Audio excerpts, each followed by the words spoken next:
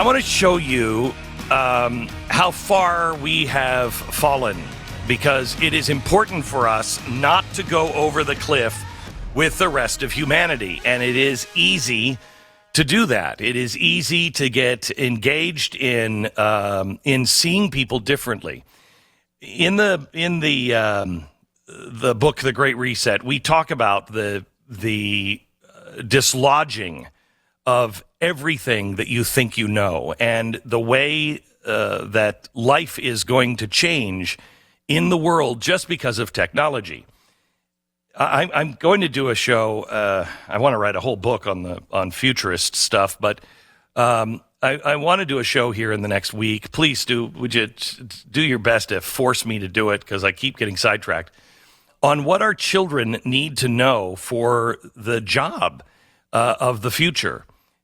Right now, we're still thinking about sending our kids to college and everything else. Almost all of that stuff is going to be worthless very, very, very soon. AI can do so much. Any job that will have a future to it will be something where it is creative thinking, and I'm not so sure about that. AI can already write music. But the most important thing that AI cannot replicate is empathy. It is cold and calculated. It cannot fake empathy. It doesn't understand empathy, and it may never. It's why AI in the sci-fi movies it's always so scary, because it is cold logic. So any job that is going to be there in the future will be something like a nurse or a doctor or a teacher. You will have the teachers will have everything judged, and graded by AI. Everything will be done. But the one thing that you can't replace is that friendly face, that kindness, the one that can look into your eyes and see the pain inside. Same with nurses. You are going to have a doctor. I guarantee you in 10 years, you're going to want to know what AI says over your doctor. The doctor will not be as well informed as AI. However, you don't want the AI to spit out and say, you have cancer, you have 6 months to live. You'll still need someone who is empathetic. Everything we do to enhance our empathy and teach our children to be empathetic will be a godsend to them in the very near future. I can't say that highly enough. I will tell you that there are times I say things on the air and I just had this feeling. There are times that I say things on the air and I know them to be true and important. Teach your children empathy. Now, the reason I bring this up right at the top of the show is we are really going into a frightening place, and it is part of the Great Reset.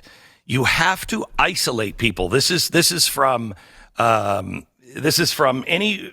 that we read in Saul Alinsky, all the way to the practices being used today in Washington and in the media, and also with the Great Reset. And I want to show you where we are lacking, and it is coming in multiple places, but I want to stop first at COVID.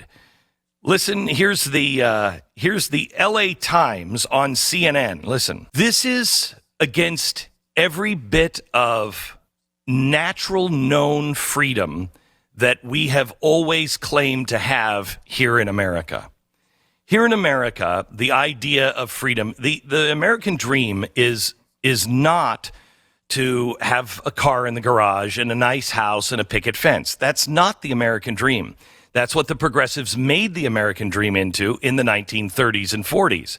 The American dream was to chart your own course, to be left alone as much as possible, and yet you participate as a community, as a good functioning member of community, and you help others around you.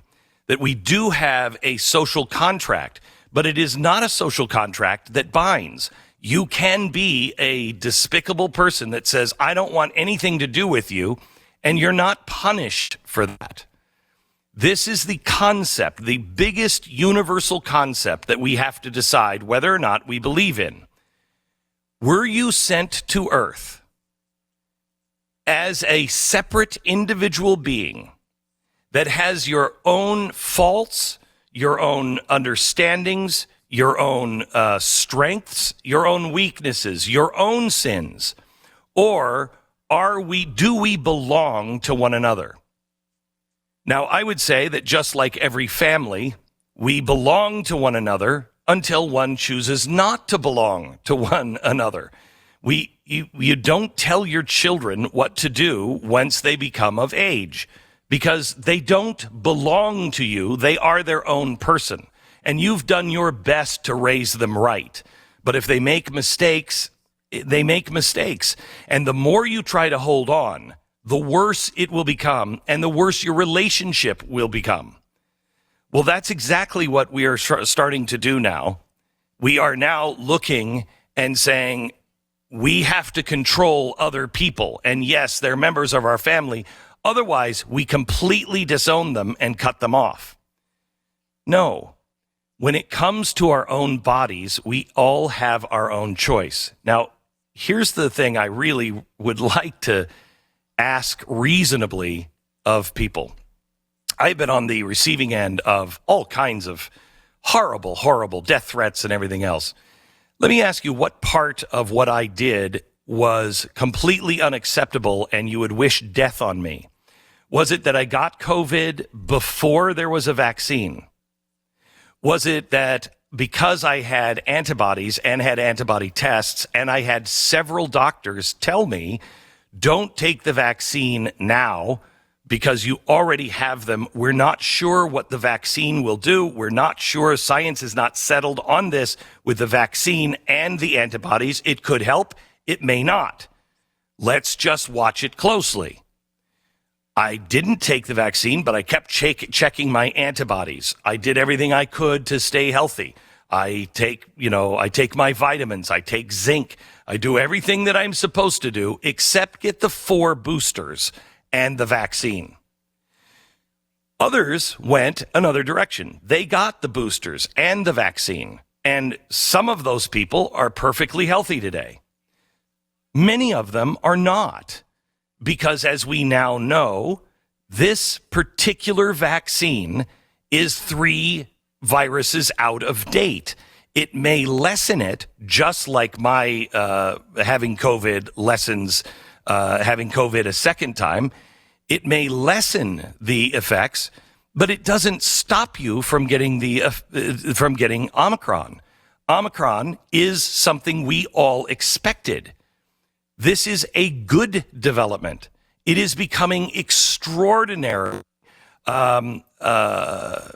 passable, transmissible, but it is also lower in its death rate, 91%.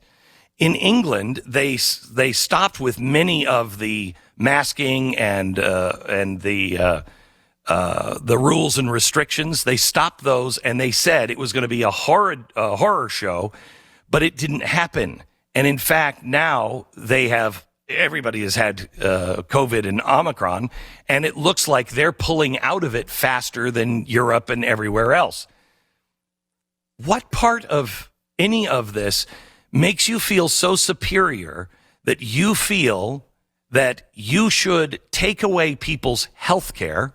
By the way, I didn't take anybody's health care. I paid for it in cash.